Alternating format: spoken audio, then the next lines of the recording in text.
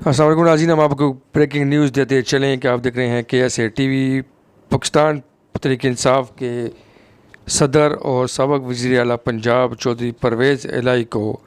لاہور میں ان کی رہائش گاہ سے باہر سے اسلام آباد پولیس نے گرفتار کر لیا۔ چودھری پرویز الہی کافی دنوں سے پولیس کو مطلوب تھے اور ان کے گھر کے اوپر کافی ریڈز بھی ہو چکی تھیں، مگر اس کے باوجود وہ پولیس کو پکڑائی نہیں دے رہے تھے۔ سابق وزیر اعلیٰ پنجاب پرویز الہی کے اوپر بہت سارے کرپشن کے چارجز ہیں، اور 9 مئی کے واقعات کے بعد جو ملک دشمن عناصر ہیں ان کے خلاف کارروائیاں شروع کی جا چکی ہیں، اور اس سلسلے کی یہ کڑی ہے کہ پرویز الہی کو جو کہ چھپے ہوئے تھے، آج ان کو بالآخر پولیس نے ڈھونڈ کر گرفتار کر لیا۔ وہ اپنے گھر کے باہر ایک گاڑی میں تھے جہاں سے ان کو گرفتار کیا گیا ہے، اور گرفتار کر کے پولیس ان کو اپنے ساتھ لے گئی ہے۔ چودھری پرویز الہی کے بیٹے جو سابق MNA مونس الہی ہیں، وہ بھی ان کے اوپر بھی الزام لگایا جا رہا ہے کہ وہ اربوں روپے کی کرپشن کر کے اس وقت اسپین میں موجود ہیں، اور اسپین میں وہ وہاں پر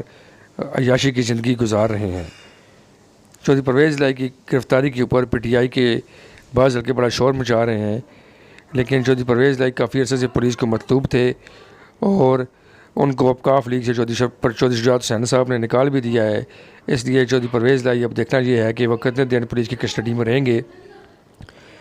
اور یہی امید کی جا رہی ہے کہ ایک دن کے اندر اندر چودھری پرویز الہی بھی پریس کانفرنس کریں گے، اور پریس کانفرنس کرنے کے بعد وہ پاکستان تحریک انصاف کو چھوڑنے اور عمران خان سے اپنی لا تلقی کا جو ہے وہ